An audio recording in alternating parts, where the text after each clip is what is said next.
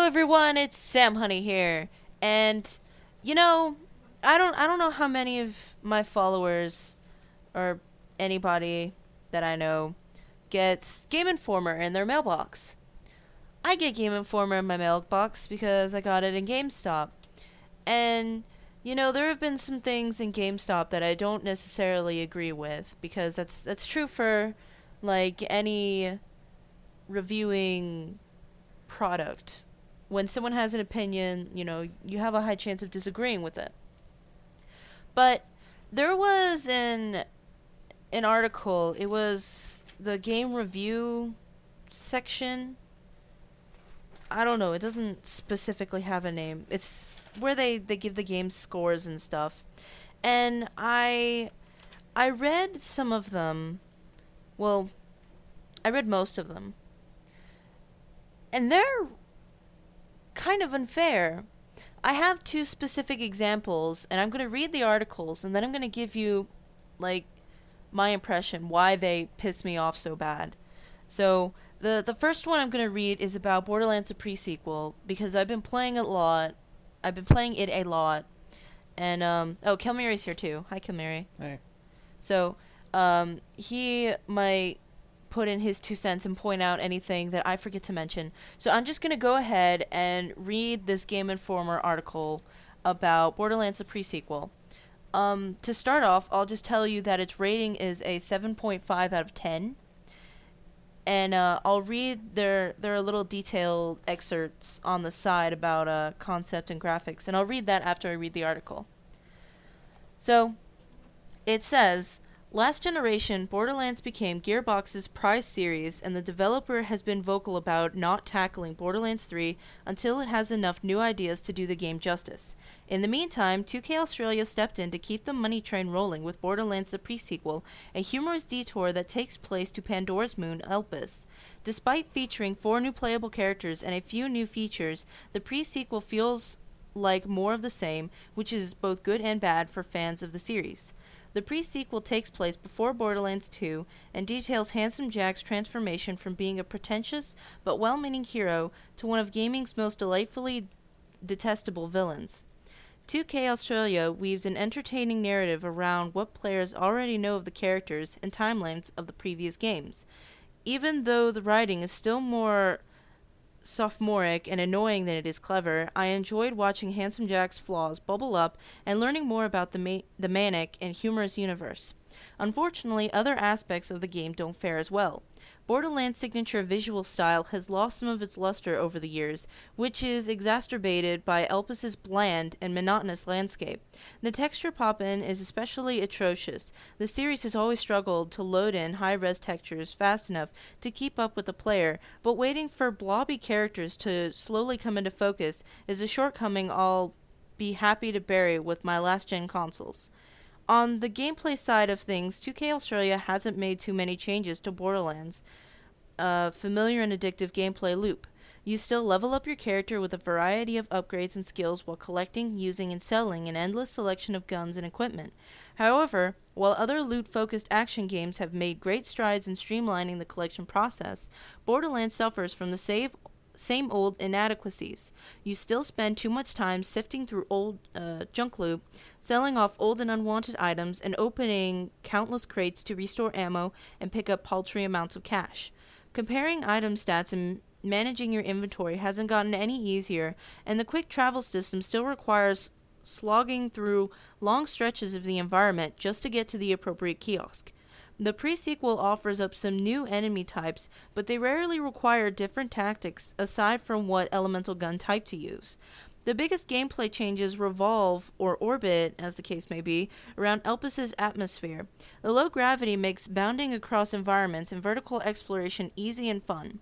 The O2 system, which requires the player to periodically replenish their air supply, is rarely a hindrance, and adds a welcome layer of control while floating through the air. The best addition is the Bun Stop, which rockets you down on top of foes and unleashes an area of effect explosion. However, these gameplay tweaks come at the cost of more mobile enemies who share all your new moves, and targeting foes floating above you is as obnoxious as it has been in first-person shooters. Other additions like laser and cryo weapons are nice, but hardly revolutionary. It didn't take me long to get back into the swing of things, and despite the mostly old annoyances, the pre-sequel kept me in trance like the first two games. However, my enjoyment was repeatedly stemmed by balancing issues. Sticking to the story missions will quickly leave you underleveled, and most of the side missions don't dole out enough XP to make them worth your while. The pre-sequel's boss battles are especially frustrating and create a punitive loop for players struggling with the level curve. Respawning after you die costs you money, but because crates don't replenish and the boss enemy's health and shields do, purchasing replacement ammo is often your only option to rearm before heading back into the fight. On more than one occasion, the solution for beating a difficult boss was to leave, grind out a few extra levels with side missions, and killing random enemies, then come back and employ the same tactics.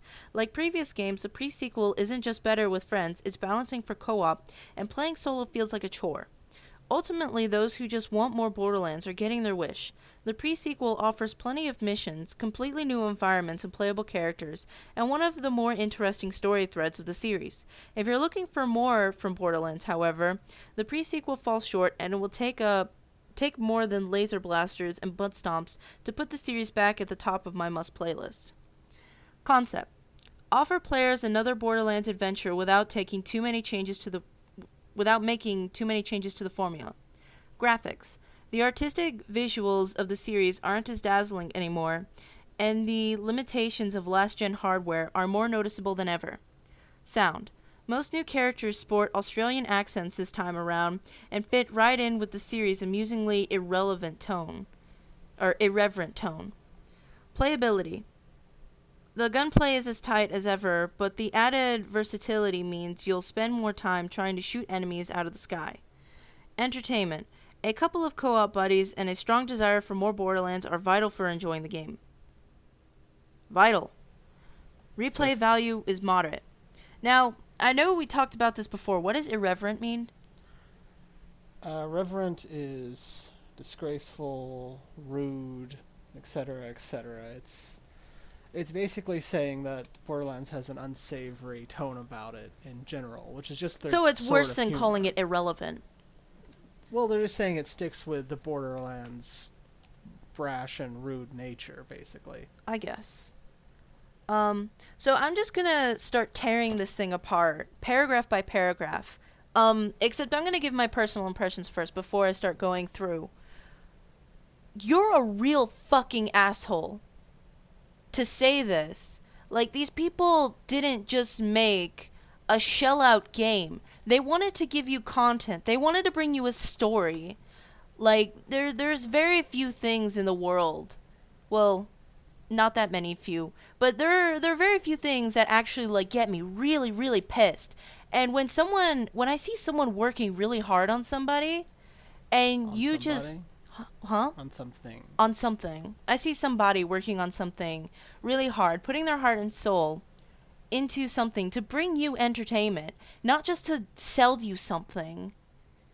And you say not only such rude and critical things, but you're wrong on so many. Like, he contradicts himself in so many parts of this that it's mind-boggling and it's upsetting. Because I know these people actually tried. They put effort. They worked hard to make you a full game to play. And you're just going to be an asshole about it. So let's get to tearing this up, because I don't know what else to say. I just want to get into it. Vocal about not tackling Borderlands. Humorous detour. Despite featuring 4 new playable characters, feels more of the same, which is both good and bad. It kind of feels like the same in the sense that it's true to the Borderlands playstyle, Yeah. but it doesn't feel like I'm back on Pandora. No, it's definitely not the same game at all. Pretentious and well-meaning hero. I didn't really find Handsome Jack pretentious. I found him arrogant. Yeah. But not pretentious. Let's see. New of the character. Okay. 2K Australia weaves an entertaining narrative around what players already know. What we as the players, already know of the characters and timelines of the previous games. We didn't know what happened between those two games. Well, let's start with Athena. We don't know what happened to her after General Knox's DLC in the first game. We didn't even know what happened before that. Well, that's because you didn't play it. That's fair. But it didn't go into that, what happened afterwards. So we didn't even know she worked for Handsome Jack at any point. And, let's see, Wilhelm. What did we really know about Wilhelm from Borderlands 2? That he was a more machine than man cyborg. And he was Jack's right hand. And he was Jack's right-hand man. Now that doesn't even start that way in the pre-sequel. It goes into his past a little bit. It goes into why he works for Jack. It's not just, oh, well, you know he works for Jack. That's all you need to know about this character. No more depth whatsoever. And we get to see the birth of Claptrap. We've seen him in 3 games now, and we still didn't even know, like, the history of, like, I don't know if they even went into the depth background of the CL4P Stewart bots anyway. Yeah. Yeah, they don't even explain that, or why they were all killed off, why Jack killed them off. That's kind of explained in this. It's not just everything we already know about them, like Nisha, for instance. Yes, we know she's Jack's girlfriend in Borderlands 2, but... Did you know she had a dog? No. Did you know her mother was an abusive drunk? No, and you didn't know her father was a sympathetic, caring guy. You didn't know any of that. You didn't know that Wilhelm's background came from him basically just kind of being a bully on the playground and so on when he was young. And I would have liked to see him and Nisha get in a fight in middle school. Yeah, that would have been interesting. But yeah, it's not things we already know. We didn't know any of this because none of this... and you see that Lilith is a complete bitch. Oh, did you want to mention that? What, that Lilith is a bitch? Yeah? She absolutely is. Well, I meant if you wanted to go into an example. If you guys don't know, you probably don't, me and Khelmire have been playing Borderlands off-screen so that we can enjoy the story. And we recently got to Jack's office, and you don't really want to spoil that, do you? I won't spoil it, I guess. You're kind of spoiling it right now. But yeah, whatever. Well, we went to Jack's office. It's an area in the map.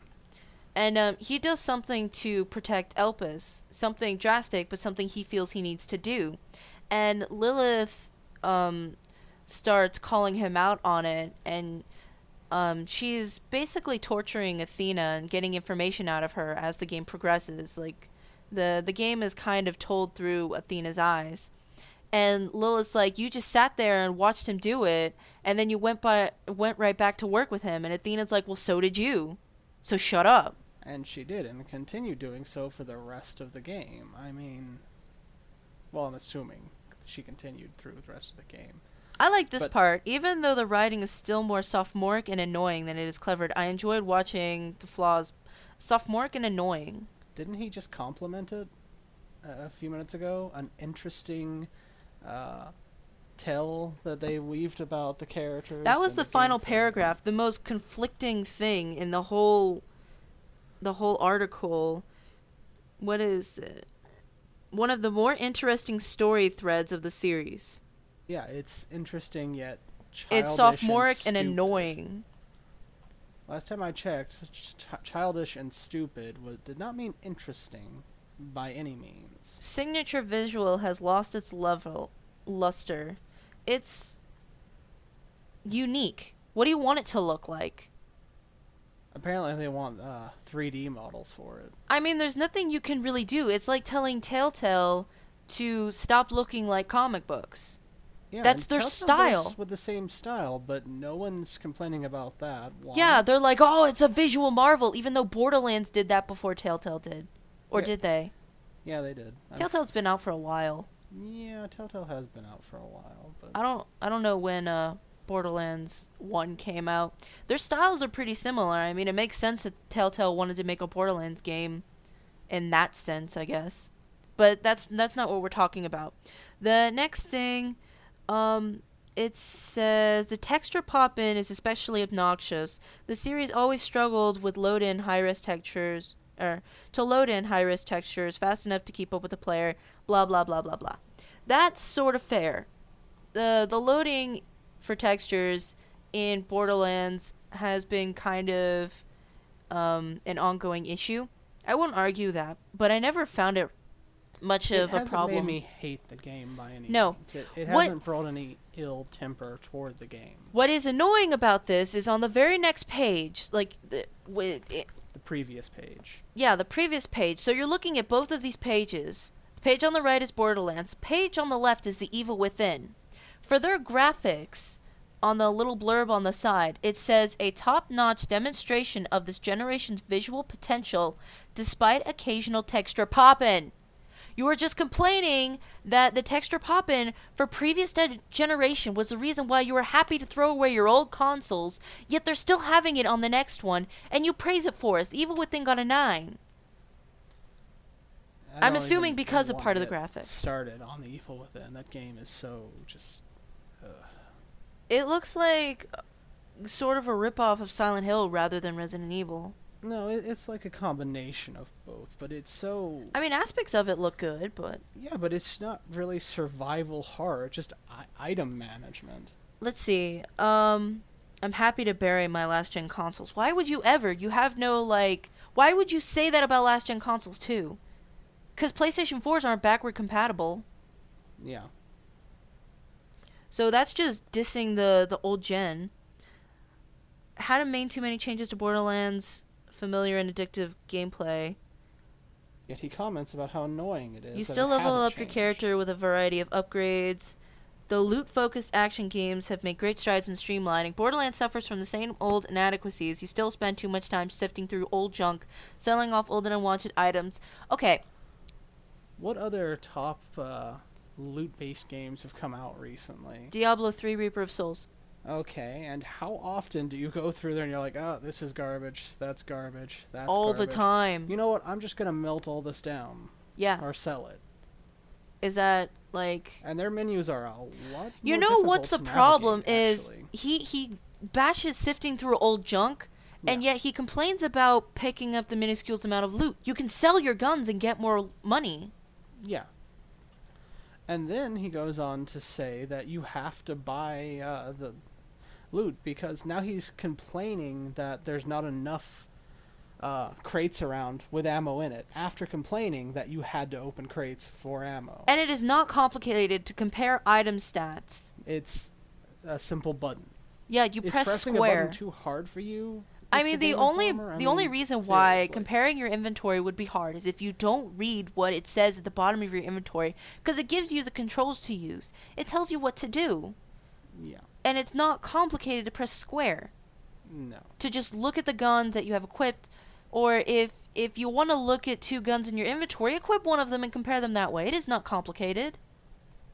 Not by any It's not like you can have as many items in your inventory as you do in Diablo 3. You can only have, like, what, 20-something? 27. 27 items in your inventory. I think you can manage to switch around between them, or remember what you have equipped well enough.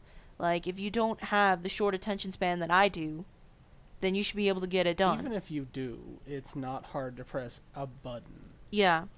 Then he says, quick travel system still requires slogging through long stretches of the environment just to get to the appropriate kiosk. That's like complaining about having to go through a level to get to a fucking checkpoint. Is he complaining about playing the game? You have to play the game and walk around in the game to continue the game. But could you imagine that? I never would have thought Could you that. imagine if someone was like playing Mega Man, and they get to the boss, and they're like, "Oh man, it was such a chore that I had to play the level to get to this checkpoint." Do you have any idea how stupid that sounds? Yeah. I mean, do you just want the whole game unlocked for you? Do you want no checkpoints? What else is there? Some new enemy types, but rarely require different tactics besides from what elemental gun type to use. That kind of makes me sound like, okay, what's your opinion on Pokemon? Theirs or mine? Well, mostly theirs. Ah. Because if you have a problem with, thinking about what type of gun to use, then you probably don't like playing Pokemon. Because half of Pokemon is just paying attention to what type they are and using the appropriate other type. Well, their problem is they're trying to beat the game. They're not trying to play the game. You can't really just rush through Borderlands and be like, all right, I'm done with it. That's not what the game is about. The game is majoritively about getting better equipment, better loot. That's why people play Borderlands. They don't play it just to go through the story once and then be done with it. Nobody does that. Replay value moderate my ass. Then they go through the O2 thing, which is the only thing they don't bash, by the way. I was surprised when I read this. Yeah, and everything they else didn't. they're complaining about, like... It's like, oh, why do I run out of air? Why do I breathe? That's stupid. What annoys me the most about all of this is him complaining about the enemies having the same movements as you, and thus the enemies being hard. Yeah. Is somebody complaining about a game being difficult? I mean, are you not happy that it's difficult? Do you want to just go through, kill everything with 1 or 2 hits and be done with it? No. These gameplay tweaks come at the cost of more mobile enemies. The cost of more mobile enemies. It is. I'm sorry, I didn't know you wanted to play a game where your enemies just stood there like zombies and you just walked right through them. What games do you know of has laser and cryo weapons? In the same game? Yeah, basically. In the same concept that they're used in Borderlands, a pre-sequel. Off the top of my head, the old Twisted Metal games. That's it? Let's see, Armored Core had lasers. I don't think they had ice weapons. Maybe Halo had them. I never played Halo. I would never play Halo, but they might have some form of lasers. I don't know about cryo weapons. Well, yeah, the same and, well, both things in the same game. I don't really know of any other than, like I said, the old Twisted Metal games. I mean, how many first-person shooters are there out right now that have lasers and cryo weapons? In the same game? I honestly can't name one. Unless it's Destiny and Halo, which are 2 games that I've never really invested any time in looking at. Well, Destiny is just a cheap Borderlands knockoff anyway. Basically. I mean, that's all it is. It was Bungie's attempt to rip off Did Destiny get a grade in Borderlands. here? It probably did. I think Destiny had like a 9.25 or something. I don't know, but it must be in the previous one because it's not even... if you pay attention to any of the critics who are not paid for their opinion, they basically say how bad the game is. It's broken. It doesn't live up to its expectations. Hell, I've even heard of people saying that Bungie lied about some of the things that they promised for the game. Sticking to the story missions will quickly leave you underleveled. I had an argument with somebody on YouTube where they said basically the exact same thing, where they found Borderlands as a whole annoying because they were underleveled. Yeah. And even if you play only the story missions, you should never have a problem with being the proper level. Unless you're doing what I do sometimes in Pokemon, where you rush to one gym from another, you rush from one location to another, avoid all the enemies, you don't bother fighting anything. Then again, he's misunderstanding the concept of Borderlands. You play it to get better equipment and level up. I have a feeling he's never actually played Borderlands. Like, he's only played demos. It seems like he's honestly just played Telltale games because he wants those mindless enemies where you just press 1 or 2 buttons and you're done with it. That seems to be the case. I never understand that concept where you have a story. Like, in Final Fantasy, I would get into level issues because I never wanted to fight anything. That was my fault. That was my problem, and I suffered for it. And then he goes on to complain about the bosses. Where is it? The only option to rearm before heading back into the fight. On more than one occasion, the solution for beating a difficult boss was to leave, grind out a few extra levels. Okay, yeah, the items don't respawn when you go back there. That's your punishment for dying. For not doing well the first time.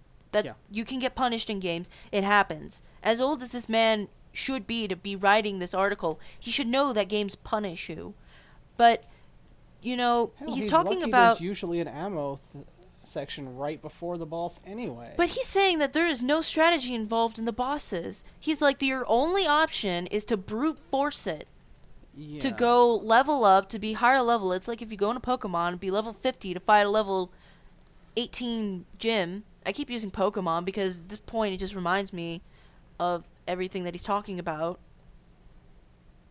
But it's like, you can brute force it, but you can also, duck under cover. You can aim for their head. You can pay attention to how they fight. You can throw grenades. I mean, really, there's not just, I'm going to go stand in the middle of the room and shoot at it and see if that works. Yeah. But yeah, he's clearly never played Borderlands. He probably played as Nisha. If he played the Borderlands series, he has never played past normal. Because if you've ever played past normal and done any of the raid bosses, for instance, in Borderlands 2, on True Vault Hunter mode, or Ultimate, or any of the overpowered levels, you would know that you can't just brute force it. I just thought of another thing that Borderlands, the point pre-sequel... of having skills and character, the way that their action skills work. You have to take them into account in boss battles. I just thought of another thing Borderlands, the pre-sequel, introduced us to that we didn't know about in either of the previous games. Huh. They gave us the story of Terramorphous. Oh, they did. I won't say anything about it, but they did give us the story of where Terramorphous came from. Yeah, that was nice, too. Like previous game, the pre-sequel isn't just better with friends, it's balanced for co-op, and playing solo feels like a chore. How many characters do you have that are solo only? Well, all of them except for my Nisha, but that's because I was saving Nisha to play with. Well, I've been playing with your Jack. Well, yeah, but I played my Jack before you started. Yeah, so how bad of a chore did that feel like? Like, would you compare it to doing the dishes? If it was a chore, I probably wouldn't keep playing it. Especially with all of those characters. You have every available character right now at almost the same place in the story. Yeah, I've been getting them all up to the same place. I've been doing all the same side quests. All on your own. Yeah. I've only been playing two games with you. One was with the Jack that we're playing on our own, and one's with my Athena that we were playing with Shaw. Yeah. And I would not call it a chore by any means. I'm still having quite a lot of fun with the game. And it's certainly not balanced for co-op. I mean, the game progressively gets harder as you're, playing co-op. The game is not balanced for co-op. The only time that they do any balancing is when you do have co-op, because then it gives you higher difficulty enemies. Enemies have more health, do more damage. It's not just their level that increases. Pre-sequel in many offers cases, it doesn't even do that. plenty still. of missions, completely new environments, even though he said that the environments are bland and tasteless and lifeless and boring. It's a moon! And they're all different. New environments and playable characters. One of the more interesting story threads. Pre-sequel falls short, and it will take more than laser blasters and butt stomps to put the series back on top of my must playlist. Why do you bash the entire series based on one installment? I don't know. To be honest, GameInformer seems to be like they're just bashing on old gen or last gen games. The other example, yeah. They want people to go into GameStop and buy next gen consoles. That's all it is. It's them trying to sell more consoles for GameStop. They also want you to buy Xbox Ones, which nobody want to buy. Yeah, we the went the Black Friday deal they have for that is hilarious. Yeah, both You of get them. They 2 still have the Assassin's Call of Creed Duty games. ones.